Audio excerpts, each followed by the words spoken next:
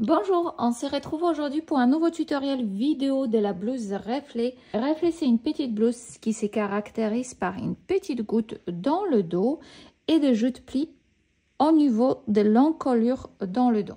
Donc pour ce tutoriel, je vais utiliser un crêpe léger de la haute couture que vous pouvez trouver sur ma boutique en ligne.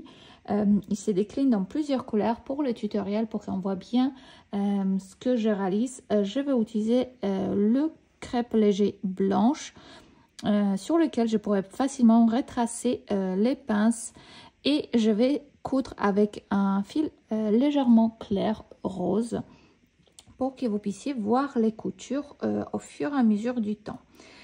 Pour cette version là de la blouse Reflet, je vais réaliser la version la plus compliquée, celle avec poignée, avec des plis et fentes indéchirables. Cependant, la tête de la manche longue ou courte se monte de même manière. Donc on va commencer par thermocoller les parmentures de notre blouse, et si vous réalisez la version manche longue, également les poignets.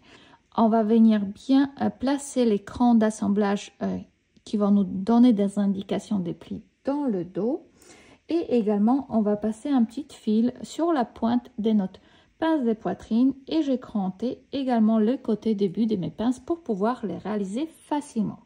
Tout ce travail va nous faciliter l'assemblage de ce patron. Donc c'est parti pour assemblage. On va commencer par réaliser les pinces de poitrine. Pour réaliser les pinces de poitrine, je vous conseille de les retracer à la règle. Ça facilite vraiment le travail d'assemblage. Donc pour ma part, mon tissu, il a la même texture sur l'endroit et sur l'envers. Moi, je vois légèrement la partie gaufrée qui est plus sur l'endroit que sur l'envers, mais je vais marquer bien à voix haute quand je dis endroit ou envers de tissu. Donc maintenant, sur l'envers de tissu, on va retracer notre pince de poitrine. Donc je vais chercher ma pointe qui est juste ici, donc qui va arriver, je vais la retracer déjà, ma pointe ici au niveau du fil. Également l'autre qui va être là, hop, et je vais retracer à partir du cran ici, début des pinces de poitrine, je vais retracer deux lignes qui vont se rejoindre sur la pointe de la pince. Donc sur l'envers des tissus, je prends une règle, un stylo friction ou un feutre lavable. Si vous utilisez les stylos friction, vérifiez que sur votre tissu, une fois qu'on va venir repasser, il disparaît, il ne laisse pas le marquage. Et je réalise la même chose de l'autre côté. J'aime beaucoup retracer les pinces de poitrine à la règle parce que ça permet vraiment, surtout sur les tissus fluides, de rester vraiment les plus régulières possibles. Hop, et également là, on vient retracer notre pince ici. Ces pinces, ils vont nous permettre sur une modèle ample de cette blouse de garder une légèreté et aussi recentrer le vêtement au porté. Donc maintenant, je vais tout simplement plier endroit contre endroit. Donc nous, on a retracé sur l'envers et je viens plier endroit contre endroit, début de ma pince, et je viens épingler cran sur cran. Hop, et j'épingle jusqu'à la pointe des fins de ma pince des poitrines.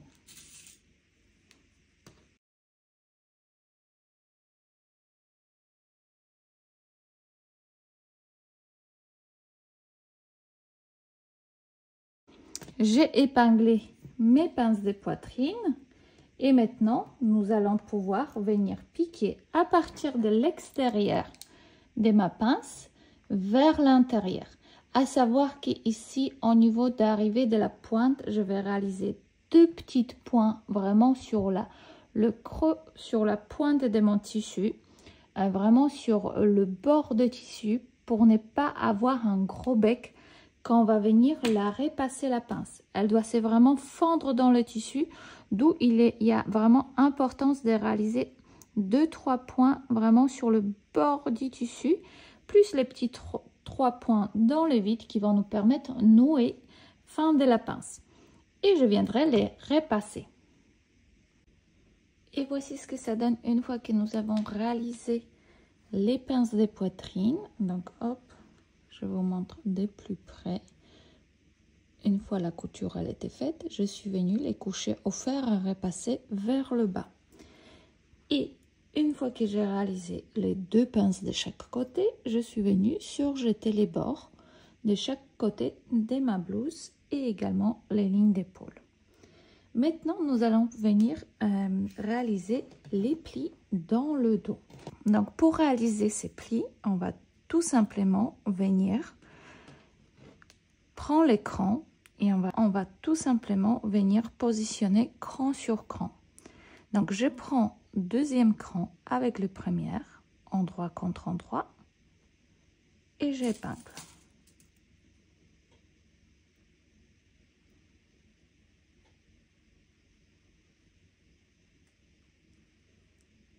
Comme ceci. Et j'en ai mon premier pli tissé fort. Et à nouveau, je viens placer cran sur cran. Hop. Je prends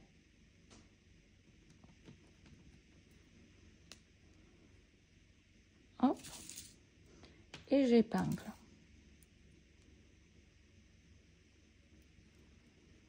Et il me reste encore 2 crans à placer cran sur cran. Je viens placer mon prochain cran ici sur celui-là.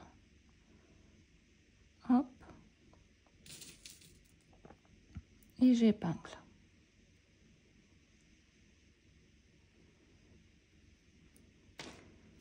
Hop.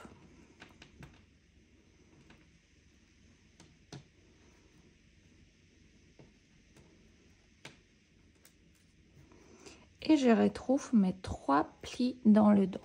Avant de venir réaliser une petite piqûre à 0,5 cm du bord de mes tiens pour maintenir mes plis en place avant de venir coudre la suite, je vais venir avec mes 2 doigts, tenir ici légèrement, tirer sur le bas pour que l'essence de mes plis s'efface et je viendrai légèrement repasser sur quelques centimètres juste pour leur donner une bonne direction, une bonne tenue avant de venir les maintenir ici avec une piqûre à 0,5 cm du bord. Donc je viens donner un petit coup de repassage ici pour leur donner vraiment le direction vers le dos et je réalise 2 piqûres de maintien à 0,5 cm du bord. Et voici ce que ça donne une fois que j'ai piqué au niveau du haut ma piqûre de maintien pour maintenir mes plis en place. Donc j'obtiens déjà mon dos avec 3 petites plis et maintenant on va venir assembler la couture milieu de dos. Donc pour cela je viens tout simplement épingler mon dos endroit contre endroit.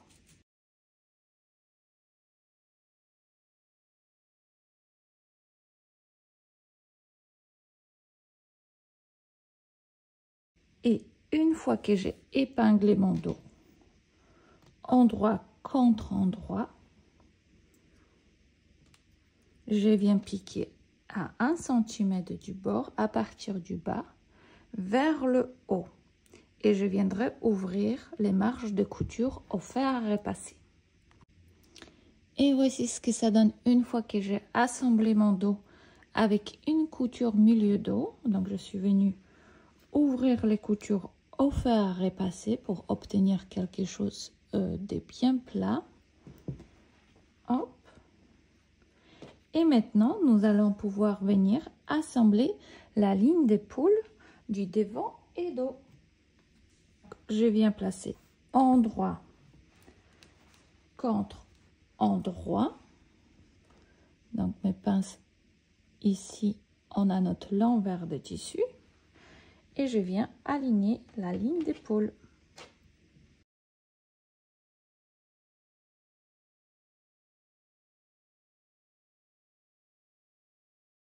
Une fois que j'ai épinglé mes 2 épaules ici, je viens piquer à 1 cm du bord et je ouvre les coutures au fer à repasser. Et voici ce que ça donne. On commence déjà à voir le dos de notre jolie blouse ample pour cet été. Donc ça donne toujours l'impression un peu être grand, mais une fois qu'on va monter la parmenture, les manches, et on va la porter à l'intérieur de notre vêtement, ça fait une jolie blouse vaporeuse.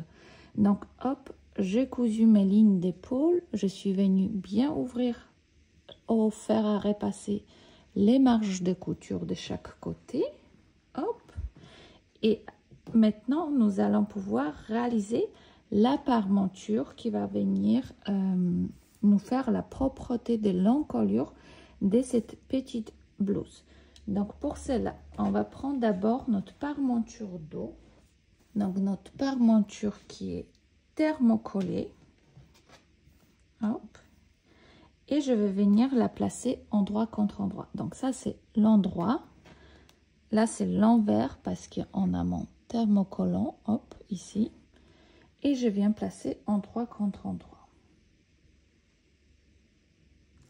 Et on va venir piquer à 0,5 cm du bord la partie ici avec les petites décroches pour réaliser en une seule couture. Ce sera la continuité de notre dos, notre couture du dos de la parmenture pour que les deux pièces puissent bouger en même temps et ils se placent de même manière.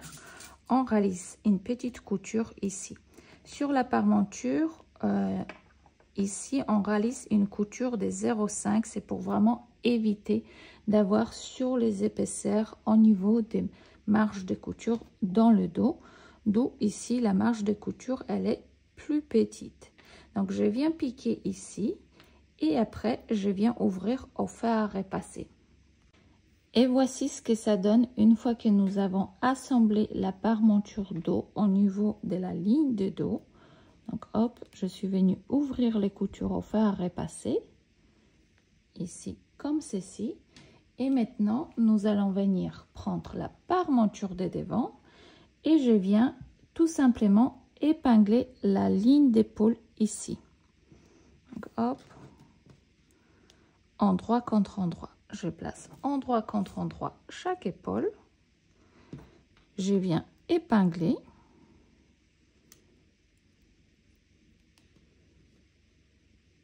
Vu que j'ai thermocollé ici, je ne vais pas surjeter mes marges de couture parce que mon tissu il est vraiment très fin et transparent.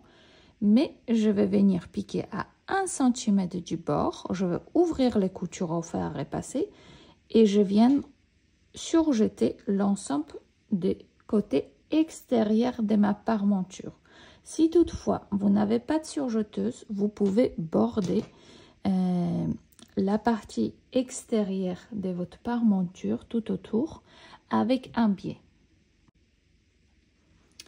Et voici ce que ça donne une fois que nous avons cousu la parmenture devant avec le dos endroit contre endroit. Je suis venue ouvrir les coutures au fer à repasser sur la ligne d'épaule et je suis venue tout simplement réaliser un surjet sur toute la partie extérieure de ma parmenture pour avoir une jolie propreté intérieure. Si vous n'avez pas une bonne surjeteuse, vous pouvez tout à fait replier un biais tout autour pour avoir une jolie finition. Maintenant, on a notre parmenture, on va venir placer la parmenture endroit contre endroit avec notre encolure de la blouse. Donc pour cela, je vais venir placer d'abord les lignes d'épaule ici. Donc je viens placer endroit contre endroit et j'épingle.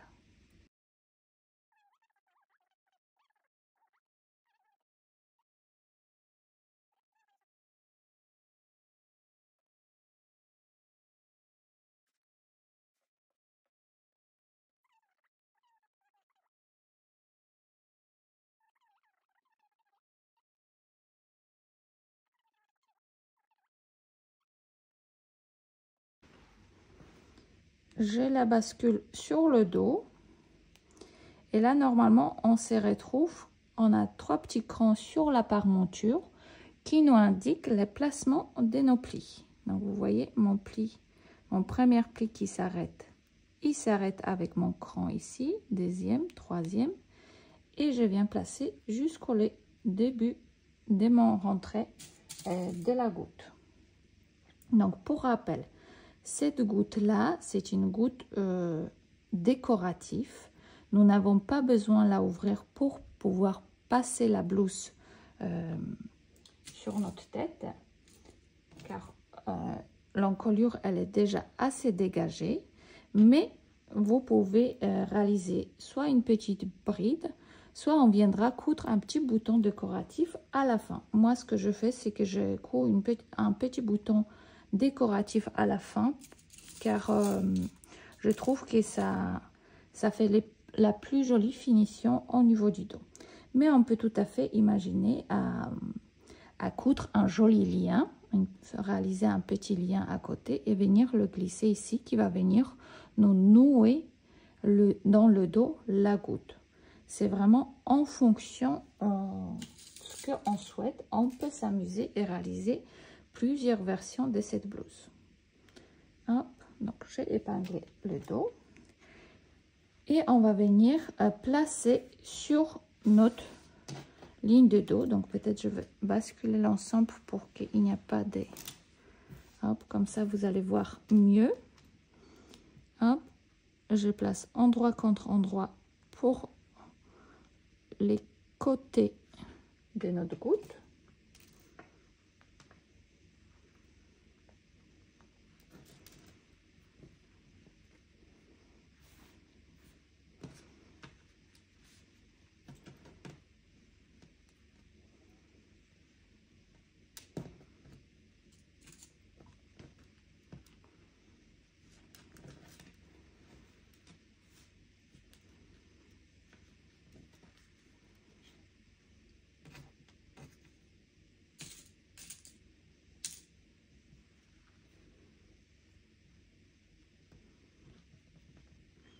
Et là, j'épingle vraiment dans la couture du dos. La partie de couture ici, elle doit être vraiment avec la couture du dos, là, face à face. Parce que quand on va venir piquer notre goutte, on va descendre vraiment, on va s'arrêter sur notre partie du dos ici. C'est-à-dire que la couture, elle va venir se placer face à face ensemble.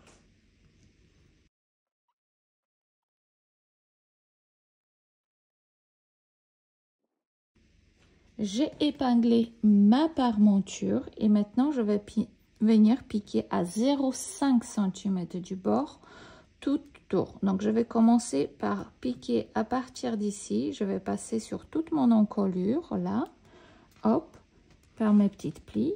À 0,5 je m'arrête. Je garde mon aiguille pointée, je soulève les pieds de biche pour pouvoir répartir vers le bas pour faire une petite talonnette en ligne droite.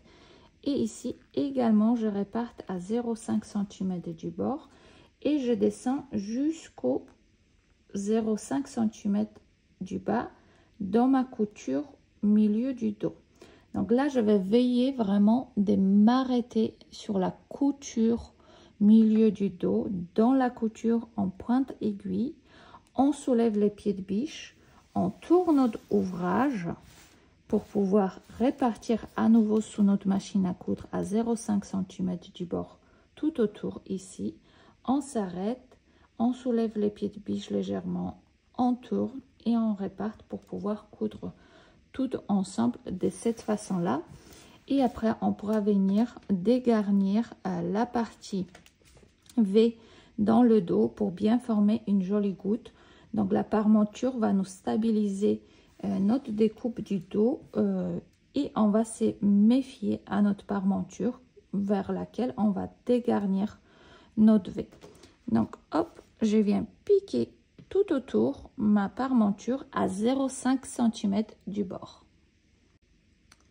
Et voici ce que ça donne une fois que nous avons cousu notre parmenture au dos. Et maintenant, on va venir pour la partie devant cranter l'arrondi. Donc on a cousu à 0,5, donc on n'a pas besoin ici de diminuer des marges de couture parce qu'elles sont déjà à 0,5. C'est tout à fait correct pour une encolure dans un tissu très fluide. Hop. Et au niveau du dos, on va venir tout simplement dégarnir l'ensemble de la goutte d'eau. Donc là, je vais tout simplement prendre la paire de ciseaux et j'y vais jusqu'à ma pointe dans le dos que j'ai réalisé ici. Je vérifie bien que j'en ai ma pointe ici qui s'arrête dans la couture milieu. Donc j'essaie de vous faire une zoom. Vous voyez, elles sont face à face et je sais que quand je vais retourner, ça va se bien positionner.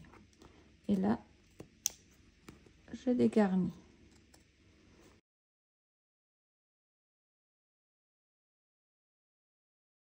Donc pour dégarnir, je fais attention de ne pas couper ma couture de la pointe, mais je dégarnis au maximum. Plus on va dégarnir cette partie-là, mieux elle va se positionner quand on va la retourner sur l'endroit.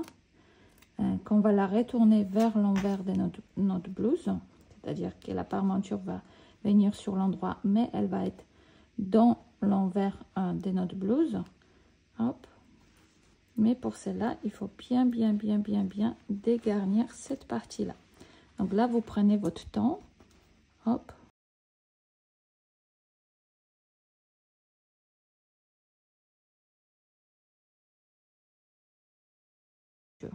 Et maintenant, on peut venir tout retourner vers l'intérieur de notre blouse et venir repasser. Donc là, vous voyez, je vais venir tout simplement retourner vers l'intérieur. Et avec mes doigts, je vais bouger comme ceci avant de venir placer mon fer à repasser et fixer mon encolure. Voilà, comme ceci. Et on va obtenir un joli angle ici qu'on va pouvoir venir coudre un bouton à la fin. Hop, et je viendrai travailler ma goutte d'eau au fer à repasser également ici en venant aplatir toute ma couture ici sur l'ouverture du goutte. Vous voyez. Et voici ce que ça donne une fois que j'ai retravaillé au fer à repasser ma goutte. Donc là, je suis venue retourner ma parmenture vers l'intérieur de ma blouse. Je suis venue bien écraser au fer à couture la couture de l'encolure tout autour au fer à repasser.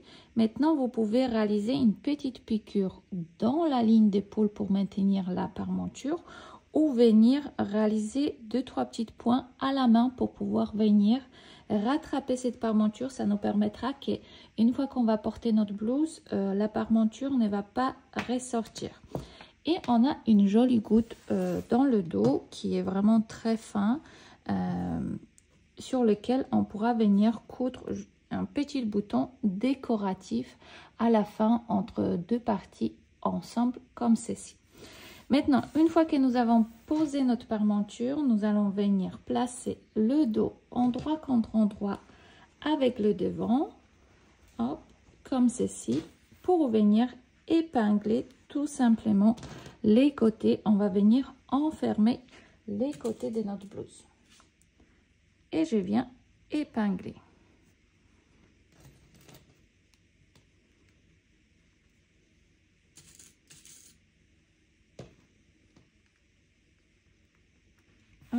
Je réalise la même chose de l'autre côté ici.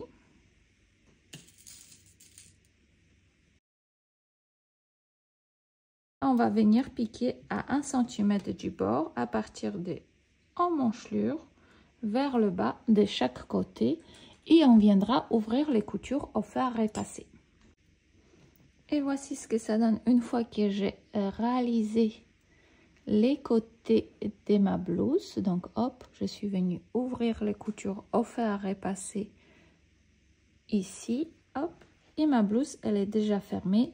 Pour l'instant, j'ai mis juste une petite épingle pour fixer mon encolure. À la fin, je vais faire tout simplement venir coudre un petit bouton entre l'ouverture pour avoir quelque chose qui se tient dans le dos.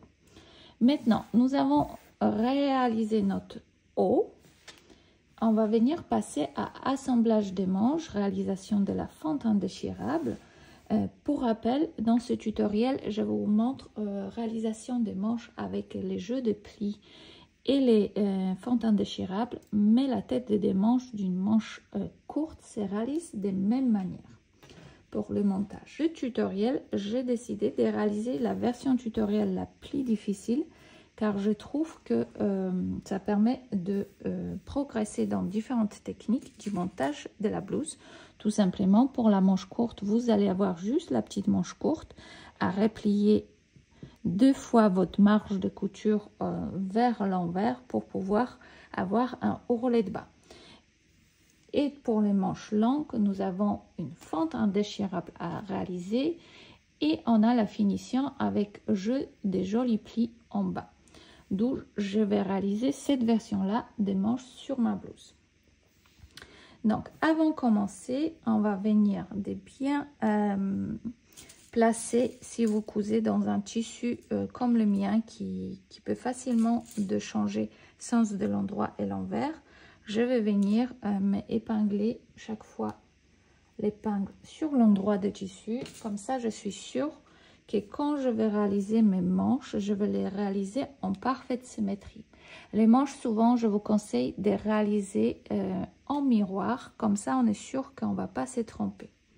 Donc là, je les mets face à face, comme ceci, et je suis sûre que j'aurai 2 manches à monter correctement. Donc moi, je vais garder cette épingle en place, comme ça, ça vous fera aussi le signe que là où il y a la tête, c'est mon endroit de tissu. Et maintenant, on va venir réaliser 2 petites files de France juste sur à peu près 6 cm des têtes des manches, en sachant que plus votre tissu va être fluide, plus facilement on va pouvoir résoudre cet embut de la manche sur un manchelure.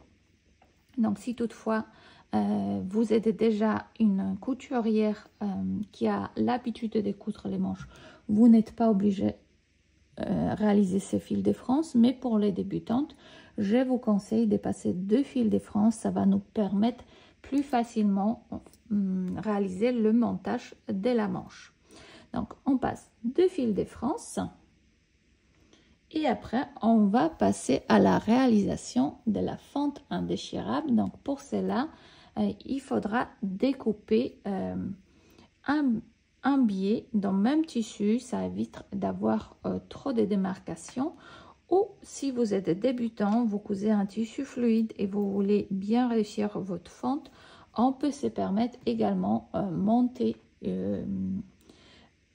une fente avec un tissu de commerce, avec un biais de commerce qui est déjà replié, à savoir que c'est quand même mieux de travailler toujours les mêmes matières. Donc pour ma part, je vais découper mon biais dans le même tissu car j'en ai encore des restes. Donc pour découper les biais, je vais couper dans le biais de tissu une bande de largeur de 3 cm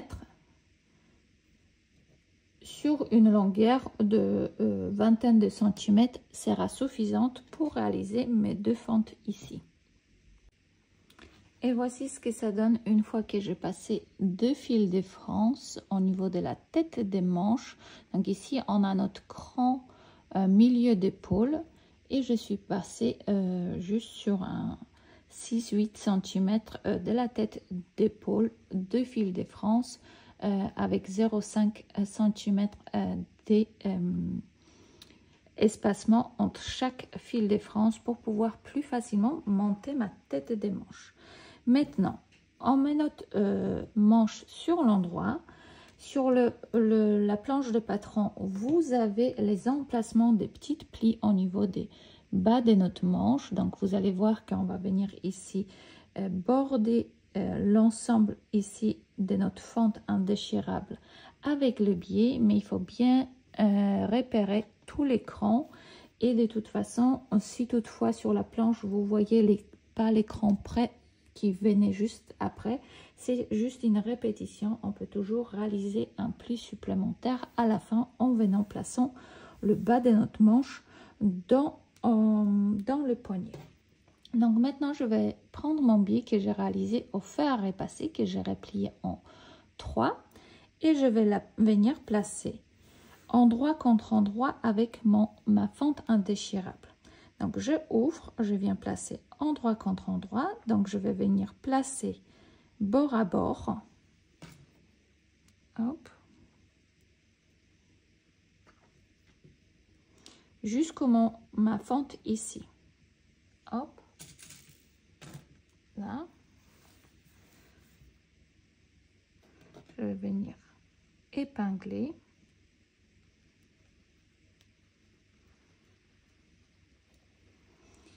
Et je bascule vers l'autre côté pour pouvoir épingler l'autre côté de ma fente. Sur cette partie-là, quand on va venir placer bord à bord, on aura un petit pli qui peut se former. D'où va être importance de venir piquer dans les sillons que nous avons préformés au fer à repasser, tout long jusqu'à notre pointe ici. Jusqu'à la pointe ici. Quand on va arriver là, on va veiller de pointer dans notre tissu et dans notre rayon ici. Vous voyez, ça va faire ça sous la machine à coudre. Sous notre pied de biche, ça va faire quand on vient piquer endroit contre endroit tout long. On va arriver à notre pointe ici. On garde notre aiguille pointée. On va soulever les pieds de biche. On va cranter notre biais pour qu'il reparte plus facilement vers l'autre côté. Donc, c'est une pose qu'on réalise en 2 étapes. On va venir coudre facilement jusqu'à la première partie. Hop, ici. On arrive à la en pointe aiguille. On soulève les pieds de biche. On va placer notre tissu sous notre pied de biche un peu comme ça pour éviter d'avoir ici un pli. Et on va venir tout simplement répartir vers l'autre côté. Donc, vous pouvez procéder soit comme ça pour voir cette partie-là face à vous de la machine à coudre, pour bien pouvoir ici éviter les plis. Sinon, si vous partez vraiment sur l'endroit dans les sillons pour avoir les guidages, on arrive au bout ici, que vous pouvez vous marquer même au stylo friction. J'arrive là, qui va être également ma pointe ici. Je m'arrête, je soulève les pieds de biche, je fais basculer tout mon ouvrage pour éviter d'avoir un pli sous mon biais là, et je reparte vers le bas. Et après, je vais venir tout simplement replier les biais sur cette fente-là. Et voici ce que ça donne une fois que nous avons cousu notre biais endroit contre endroit. Donc, je suis allée vraiment coudre au plus près de ma fente ici. Hop. Et je suis venue tout simplement repasser le biais vers l'ouverture. Hop. Comme ceci. Donc, on obtient quelque chose comme ça au niveau de notre biais. Ici, on n'a pas de pli. On travaille au fer à repasser pour bien répartir cette partie-là de notre biais avec notre fente. Et maintenant, on peut retourner sur l'envers. Et en fer à repasser, on va tout simplement replier à nouveau le biais sur les marges de couture qu'on voit ici pour venir les cacher. Donc, je viens tout simplement refermer la couture ici, hop, en plaçant légèrement plus loin mon biais. Et j'épingle. Maintenant, quand j'ai bordé cette ouverture avec mon biais, je vais venir piquer dans ma couture ici, tout long de mon biais, en faisant toujours attention de garder ici une jolie finition sans prendre trop de tissu. Donc, je fais ça doucement. Et comme mon biais il est replié dans le dos légèrement plus loin que ma première couture, hop, on aura une jolie finition. Si vous savez pas travailler avec les épingles, vous pouvez tout à fait bâtir cette partie-là pour qu'elle bouge pas sous la machine à coudre quand vous allez venir coudre. Hop, et je viens piquer tout long et ma fente va être presque terminée. Et voici ce que ça donne une fois que nous avons surpiqué. Donc j'ai essayé de faire avec un fil légèrement rose pour que vous voyez la surpiqûre de la fente. Donc vous voyez, si on vient piquer vraiment à côté, on obtient quelque chose comme ça sur l'envers. Et après, on doit piquer à 45 degrés ici pour maintenir notre fente en place. Ça veut dire quoi? Que comme notre manche ici présente comme ceci, donc hop, quand notre manche elle est comme ceci, on a une partie plus courte qui va présenter la partie ici de notre bras, et la partie qui est plus longue là, elle va se rabattre sur elle-même. Donc après, on vient travailler au fer à repasser notre fente pour qu'elle se ferme. La partie ici sur la patte là, hop, et on obtient notre fente. C'est pareil pour les poignées des manches. Je dis toujours, on enveloppe ensemble comme ceci. Donc c'est-à-dire la partie ici où je bouge mes doigts, ce sera la partie sur laquelle on va réaliser des boutonnières. Et on va venir coudre le bouton là où il y a les pouces. Parce que tout simplement, notre poignet va se refermer comme ceci. Parce que si on fermait notre poignet dans l'autre sens, ici, que c'est cette partie-là qui revenait, on aurait toujours une partie de notre chemisier qui rebiquerait. Donc pour éviter ça, on fait tout simplement, pour se rappeler, on enveloppe notre poignet comme ceci. Donc, là, c'est notre devant des bras qui est plus longue.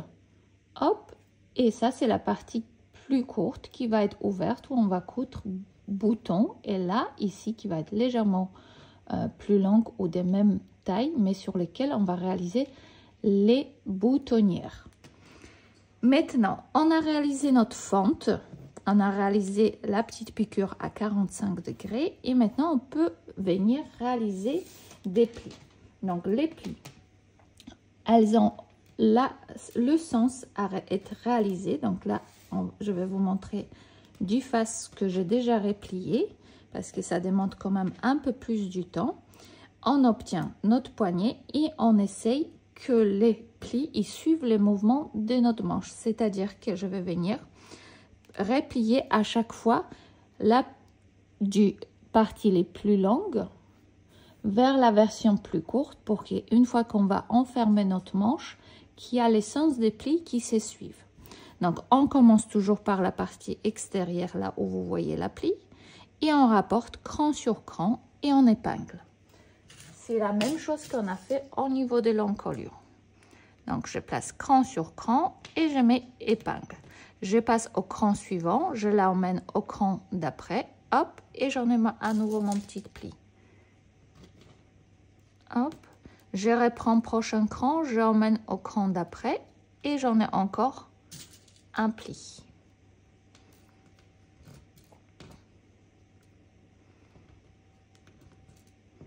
Cran sur cran, hop.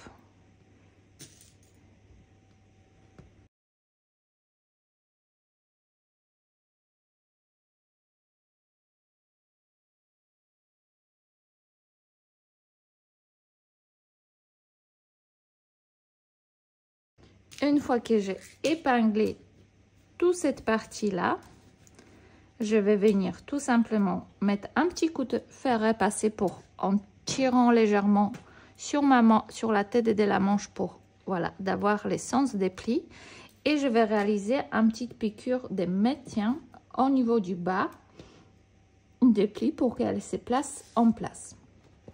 Et par la suite, je viendrai placer endroit contre endroit le côté de ma manche et je vais venir épingler pour pouvoir venir la coudre à 1 cm du bord et ouvrir les coutures au fer à repasser.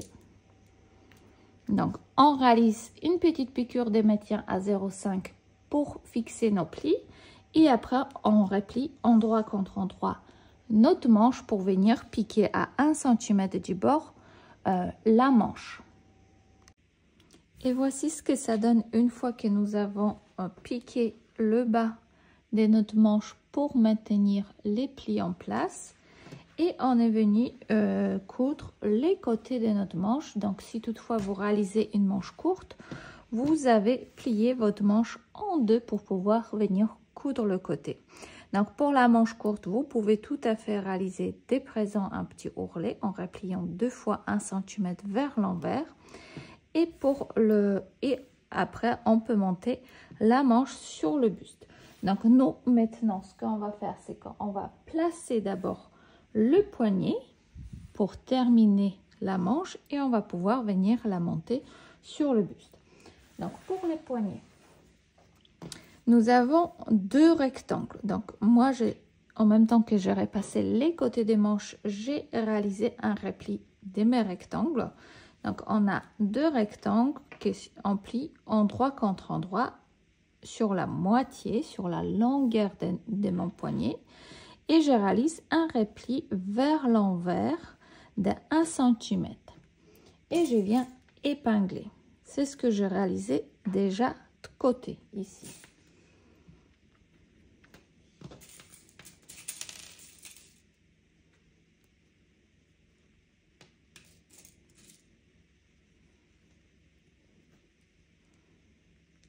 Maintenant, on va venir piquer les petits côtés à 1 cm du bord et on va venir dégarnir l'angle de nos poignets pour pouvoir le retourner et repasser sur l'endroit.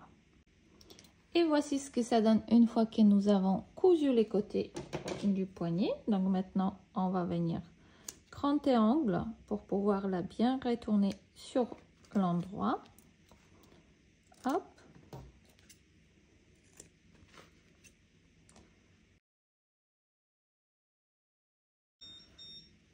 Donc là, je viens tout simplement avec mon doigt retourner sur l'endroit. Pareil ici.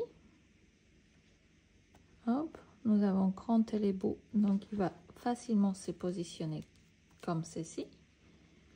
Et maintenant, je vais venir tout simplement repasser et aplatir mon poignet. Et on pourra venir le monter sur nos bas des manches. Hop. Donc là, c'est pareil. Je ouvre avec les doigts comme ça et je retourne.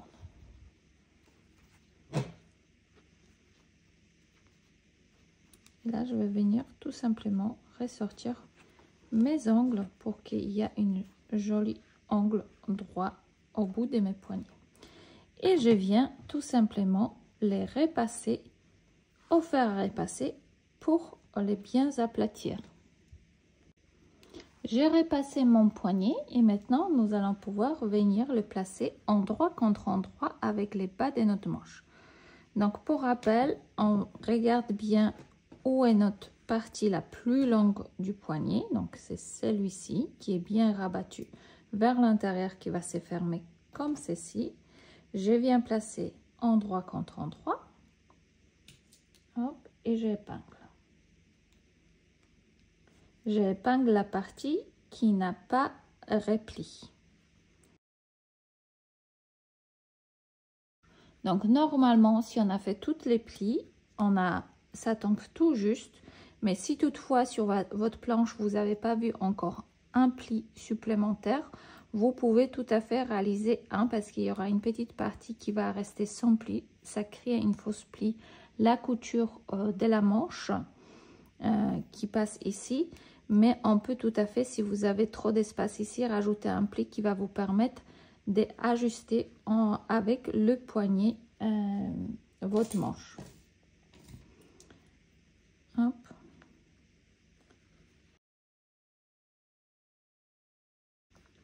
Et une fois que j'ai épinglé les poignets endroit contre endroit, je viens piquer à 1 cm du bord, tout long, et je pourrais venir rabattre les marges de couture vers l'intérieur et basculer l'ensemble comme ceci.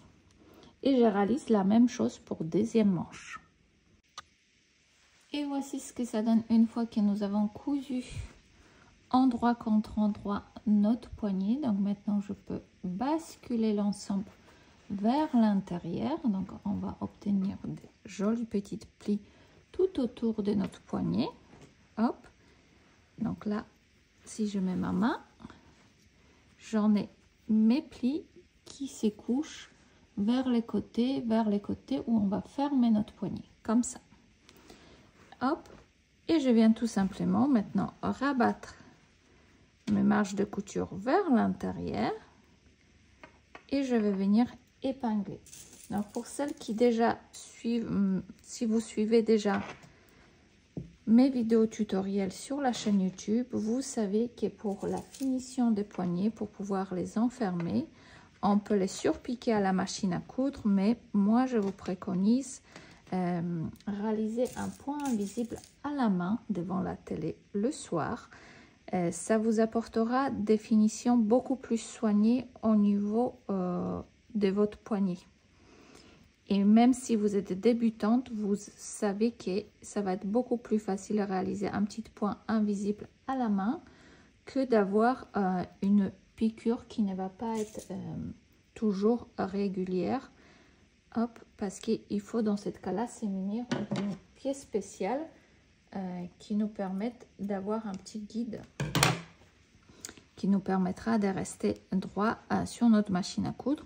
Donc moi pour l'instant, hop, j'ai épinglé vers l'intérieur, comme ça à l'intérieur de notre poignet, ça va rester propre et notre poignet va pouvoir se fermer comme ceci avec la petite fente indéchirable.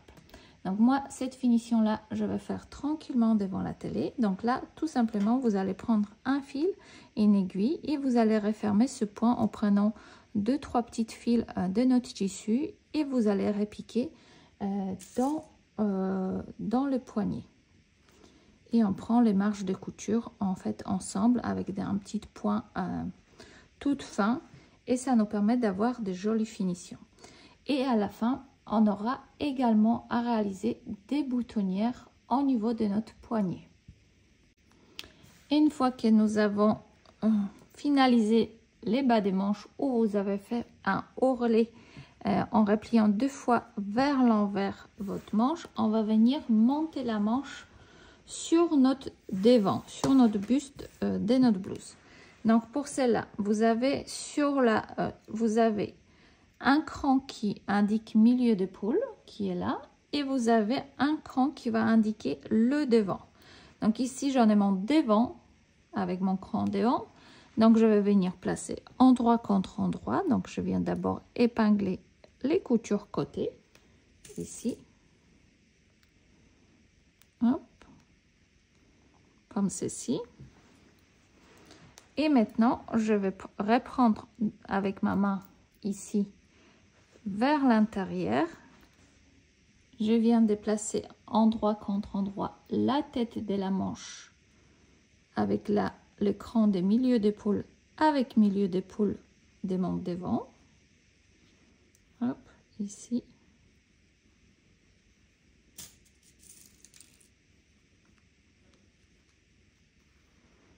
Mon cran qui est devant avec le devant ici.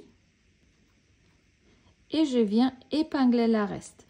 Donc si toutefois vous travaillez des tissus fluides qui se travaillent facilement, vous voyez l'embut de la manche va être vraiment tout petit et j'ai pas besoin de tirer sur les fils de France. Tout va dépendre de grammage de votre tissu dans lequel vous allez venir coudre votre blouse.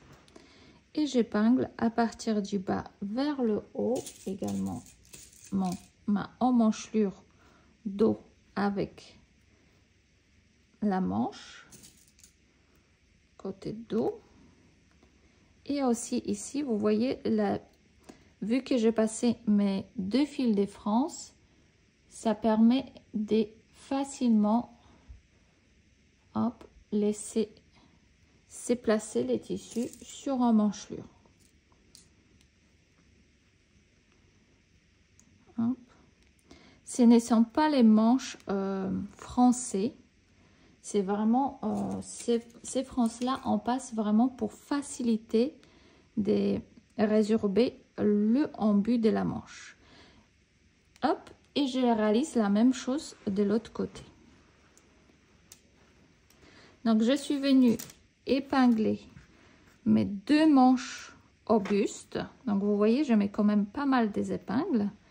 Et je viens piquer à 1 cm du bord et je viens surjeter les emmanchelures. Et voici ce que ça donne une fois que nous avons monté notre manche. Maintenant, on peut venir enlever les fils de France qu'on a sur la tête d'épaule. Donc là, il faut prendre un tout petit peu de temps pour enlever tous ces fils de France qui dépassent.